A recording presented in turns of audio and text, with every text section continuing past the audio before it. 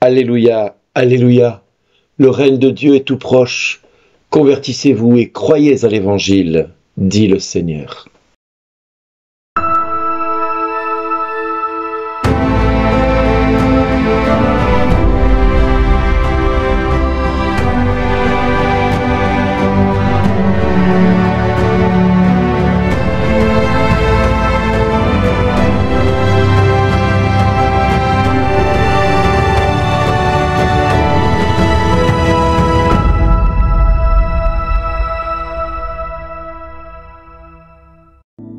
Aujourd'hui, le message vous est adressé par Bernard Dille. Bonjour les amis, aujourd'hui nous commençons le 4e jour de la semaine de prière pour l'unité des chrétiens et les textes du jour nous invitent à nous convertir et de croire en l'Évangile car les temps sont urgents, les temps est proche et pour quelle raison l'Église nous demande d'aborder ce sujet-là? Mais parce que tout simplement, dans le texte de Ninive, il est bien question pour Jonas d'annoncer la destruction de Ninive si le monde ne se convertit pas, si Ninive ne se convertit pas. Mais eux, entendant les menaces de la destruction de Ninive, vont tous se convertir et vont commencer à suivre le Seigneur. Le Seigneur nous invite vraiment à être comme la lettre de Paul aux Corinthiens nous dit que celui qui a une femme, qu'il fasse comme celui qui n'en avait pas, que ceux qui pleurent, comme s'ils ne pleuraient pas, comme ceux qui sont dans la joie, comme s'ils n'avaient pas de joie, comme ceux qui font des achats, comme s'ils n'en possédaient rien, que ceux qui profitent de ce monde, comme s'ils n'en profitaient pas vraiment, car il passe, ce monde, tel que nous le voyons. En tout cas, Paul nous avertit du temps à venir et il est important d'en tenir compte nous aussi aujourd'hui. Pourquoi? Parce que la parole de Dieu ne cesse d'aller dans ce sens de plus en plus et nous devons, nous tous, nous tenir prêts pour le moment ultime où le Seigneur viendra chercher son Église.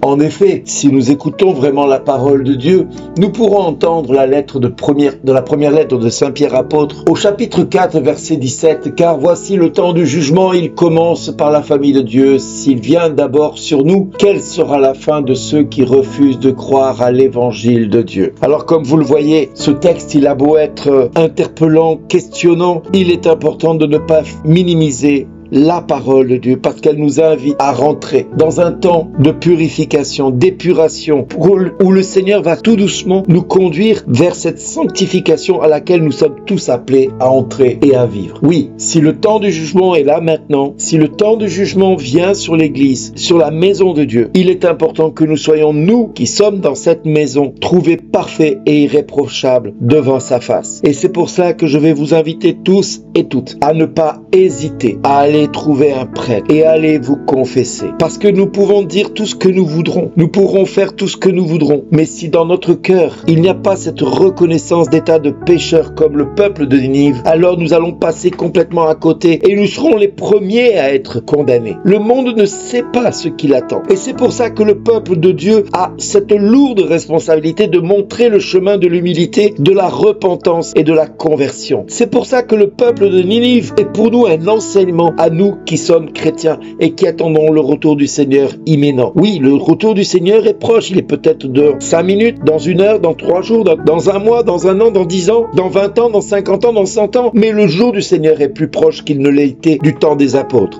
Et c'est pour cela qu'il nous faut vivre cet instant-là comme si c'était le dernier instant qui nous était offert pour nous repentir et de nous convertir. Le salut de nos âmes est important, mais le salut des âmes du monde est aussi important que les nôtres. Nous devons penser à ceux qui sont dehors, qui ne connaissent pas Dieu, qui ne veulent pas entendre parler de Dieu. Parce que justement, quand ils voient des chrétiens, ils ne voient pas des chrétiens, ils voient des gens qui sont divisés et qui se disputent les uns les autres pour des doctrines, des théologies, des choses qui nous séparent, qui ne font qu'aggraver la situation. Or, Dieu nous demande d'avoir un cœur humble, d'un cœur repentant, de nous convertir, de chercher la face de Dieu et de reconnaître que nous dépendons totalement de lui. Oui, c'est pour cela que le Christ nous dit, le règne de Dieu est tout proche, convertissez-vous et croyez à l'évangile. C'est ça que Jésus attend de chacun de nous. Parce que si nous nous mettons à croire à l'évangile et que nous nous convertissons, alors nous pourrons aller jeter les filets hors de notre maison, hors de notre barque, hors de notre église et nous irons pêcher des hommes pécheurs qui ne savent pas, qui font partie du plan de Dieu pour être sauvés et être rachetés. Nous devons aller jeter nos filets à l'extérieur de l'église et arrêter d'essayer de convertir ceux qui s'y trouvent à l'intérieur. Tant pis pour pour ceux qui ne veulent pas se convertir. C'est leur problème. Ils savent, ils connaissent la parole de Dieu. Ils l'entendent tous les jours. Ils la connaissent. Et nous devons nous changer et nous transformer jusqu'à être parfaits comme le Père veut que nous soyons parfaits. Soyez parfaits comme votre Père est parfait. Eh bien, c'est ça qui nous est demandé. Alors, le reste, après, ne nous incombe pas. Si celui qui est à votre droite ou à votre gauche refuse de se repentir, c'est de sa responsabilité. Notre rôle à nous est de lui dire d'aller se convertir et de se repentir devant Dieu. C'est ce que je fais là maintenant. Et vous tous qui entendez ce message, vous devez vous convertir.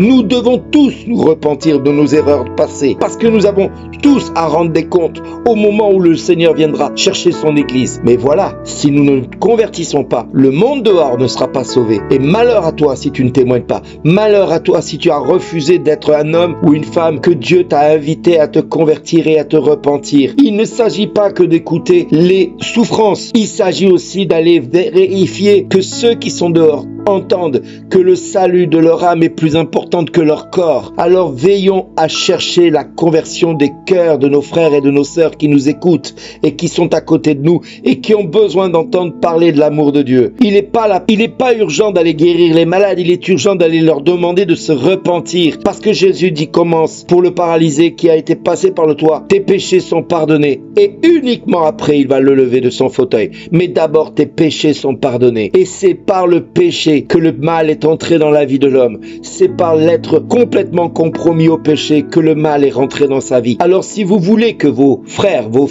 sœurs, vos parents, vos amis, vos voisins et ceux qui sont dehors dans le monde et qui sont vos collègues de travail, de quartier, d'église et qui ne savent pas qu'ils doivent se convertir, si vous voulez vraiment qu'ils changent, si vous voulez vraiment qu'ils accèdent à la béatitude, heureux les pauvres de cœur, car ils seront consolés, car ils verront Dieu, car ils seront restaurés, car ils seront sauvés. Eh bien, si vous voulez vivre avec eux le salut et l'éternité à leur côté, alors nous avons le devoir, nous qui nous pensons éclairés, de devoir nous convertir, de devoir nous repentir et d'aller inviter tous ceux qui sont dehors. Convertissez-vous pendant qu'il est encore temps, pendant que Dieu se laisse encore trouver. Alors comme c'est la semaine de l'unité, on pourrait penser que l'urgence elle est là, c'est-à-dire ce qui nous permet de bien nous entendre, de bien parler avec l'autre. Mais c'est pas ça l'essentiel. Ce n'est pas l'unité avec telle dénomination chrétienne qui est le plus important, c'est la repentance. C'est la conversion de mon frère, de ma sœur, même s'il ne fait pas partie de la même dénomination chrétienne que moi. Il est appelé à se repentir et à se convertir, tout comme moi. Et nous devons veiller à cela, parce que Dieu ne rêve que d'une chose, c'est de dire à chacun de nous, comme à tous ceux qui sont dehors, merci d'exister.